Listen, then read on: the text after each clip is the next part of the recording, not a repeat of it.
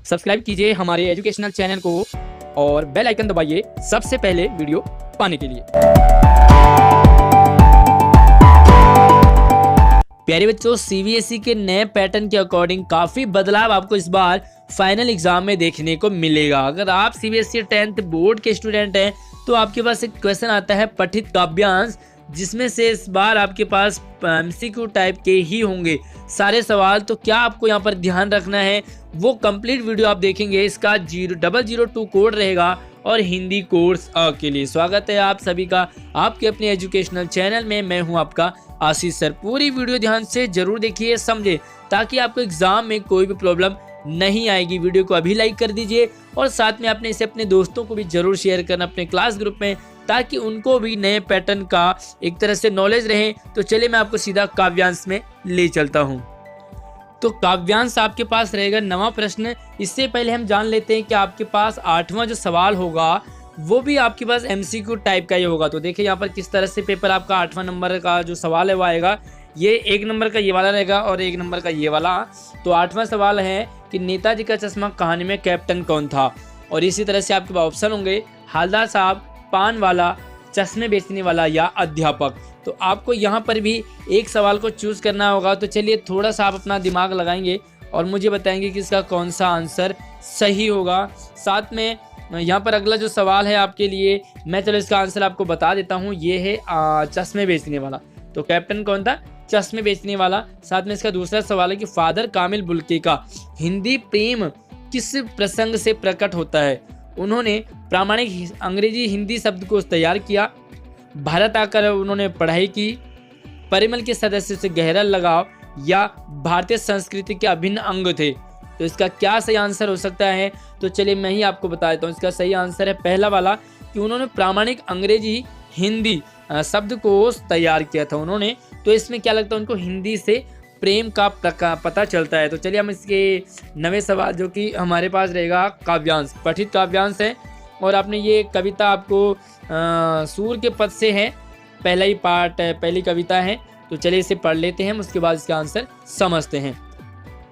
हमारे हरि हारिल की लकड़ी, मन क्रम बचन नंद नंदन उर, यह दृढ़ करी पकड़ी, जागत सोवत स्वप्न दिवस नीति, कान्हा कान जकरी, सुनत जोग लागत है ऐसो, जो करवी ककरी, सुतो व्याधि हमको ले आए, देखी सुनी न करी, यह तो सूर तिन्ही लय सौंपो, जिनके मन चक्री। तो ये आपके पास एक काव्यांश का एक पार्ट है। इसके अकॉर्डिंग हमारे पास यहाँ पर जो पहला सवाल है वो ये है कि गोपियों ने अपनी तुलना हारिल के पक्षी से क्यों की। तो यहाँ पर पहला सवाल है कि हारिल पक्षी सदैव लकड़ी लिए उड़ता है। दूसरा सवाल है गोपियों को हारिल पक्षी पसंद है। तीसरा है श्री कृष्ण के प्रति अपने एकनिष्ठ प्रेम के कारण या श्री कृष्ण के प्रति अपनी नाराजगी के कारण। तो कौन सा आपका ऑप्शन आपको सही लग रहा है? थोड़ा सा आप इसमें दिमाग लगाइए, उसके बाद मैं आंसर आपको बताने वाला हूं। तो चलिए सोच लिया होगा आपने, तब तक वीडियो को लाइक करते रहिए और चैनल को सब्सक्राइब भी जरूर कर लीजिए। तो इसका आंसर है थर्ड वाला, यानी कि श्री कृष्ण के प्रति उनका एकनिष्ठ प्रेम था, इसीलिए उन्होंने, क्योंकि हारिल का भी एकनिष्ठ प्रेम होता है लकड़ी से, है ना। तो इसीलिए उन्होंने अपने जो तुलना है वो हारिल की लकड़ी से की। और अगला जो इसका दूसरा पार्ट रहेगा कि नंद नंदन विशेषण किसके लिए प्रयुक्त हुआ है? श्री कृष्ण के लिए, गोपियों के लिए, उद्धव के लिए या नंद के लिए? तो नंद नंदन किसके लिए प्रयोग हुआ है वहां पर? चलिए तो थोड़ा सा आप अपने दिमाग पर जोर लगाइए। खैर आंसर तो मैं आपको बताऊंगा ही, उसके बाद मैं चाहता हूं कि आप भी समझ जाइए कि किस तरह से इसको करना है। तो नंद नंदन कौन है? नंद यानी कि नंद बाबा, और नंदन यानी कि उनका बेटा, यानी कि कृष्ण, श्री कृष्ण के लिए यहाँ पर ये प्रयोग हुआ है, नंद बाबा के लिए नहीं। और तीसरा सवाल है कि गोपियां किसे व्याधि कह रही हैं? व्याधि यानी कि बीमारी, उद्धव की बातों को, उद्धव के योग ज्ञान को, श्री कृष्ण के विरह को या श्री कृष्ण के प्रेम को। तो कौन सा है उनके लिए व्याधि? किसे कहा है व्याधि? हाँ, तो मेरे बताने से पहले अगर आप अपना आंसर दे देते हैं तो ये माना जाएगा कि आपको अच्छी नॉलेज है उद्धव के योग ज्ञान की। इसका सही आंसर है सेकंड वाला, उद्धव के योग ज्ञान को, वो उद्धव की बातों को नहीं बल्कि उद्धव के ज्ञान योग को, योग ज्ञान को। और चौथा सवाल है, गोपियों को योग साधना कैसी लगती है? योग साधना कैसी लगती है? और ऑप्शन है आपके लिए 4, हारिल की लकड़ी की तरह, हारिल पक्षी के समान जिसे कभी न देखा न सुना हो, या कड़वी ककड़ी के समान। तो इसका कौन सा ऑप्शन सही रहेगा? मुझे ज़रूर बताएंगे कि आपने मुझसे पहले कितने आंसर के सही जवाब दिए कमेंट में, ताकि मुझे ये लगे कि हाँ आपको कितना समझ आ रहा है। इसका चौथा है कि वो कड़वी ककड़ी के समान उनको उद्धव का संदेश लगता है। और इसका जो अगला सवाल है वो ये है कि गोपियों का संदेश किनके लिए प्रयुक्त समझती है? गोपियां योग का संदेश किसके लिए? जो श्री कृष्ण से प्रेम नहीं करते, जिनका मन स्थिर नहीं है, जिनका मन स्थिर है, या श्री कृष्ण के लिए? तो इसका सही ऑप्शन है आपके लिए,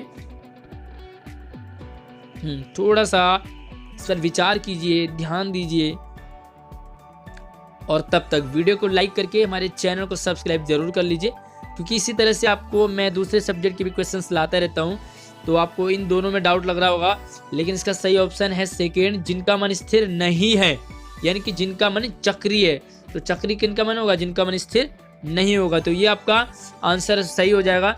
और चलिए मैं इसी के साथ साथ आपको 10वां सवाल भी बता देता हूँ, जो कि पठित पाठ से है, काव्यांश से। क्रोधित होते हुए भी परशुराम जी ने लक्ष्मण का वध क्यों नहीं किया? क्रोधित थे लेकिन परशुराम जी ने लक्ष्मण का वध क्यों नहीं किया? पहला, लक्ष्मण ने शिव धनुष भंग नहीं किया था, लक्ष्मण को कम आयु का बालक जानकर सभा में सब उपस्थित थे, या वे ब्राह्मण थे? कौन सा ऑप्शन सही लग रहा है आप देखेंगे इसे। और अगला सवाल है कि कन्यादान कविता में स्त्री के जीवन बंधन किसे कहा है? तो इसका ऊपर वाला सही आंसर है सेकेंड वाला, क्योंकि लक्ष्मण को वो कम आयु का बालक समझते हैं, इसलिए वो उसे छोड़ देते हैं। और कन्यादान कविता में स्त्री के जीवन के बंधन किसे कहा है? समाज को, अशिक्षा को, अत्याचारों को, या वस्त्र और आभूषणों को? तो इस वाले का जो सबसे लास्ट वाला ऑप्शन है, सबसे लास्ट वाला सवाल है, इसका आप मुझे आंसर कमेंट बॉक्स में बताओगे, ताकि मुझे ये लगे कि आपको कंसेप्ट समझ आ रहा है चैप्टर।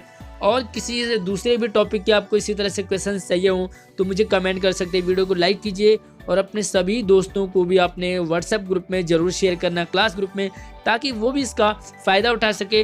और किसी सवाल में आपको कोई भी डाउट हो तो मुझे कमेंट कर सकते हैं, अपनी डिमांड भी वीडियो में कमेंट में ज़रूर रख सकते हैं। और इसका आंसर तो आपने सबसे लास्ट वाले का बताना है कि कौन सा आंसर इन चारों में से करेक्ट है। धन्यवाद।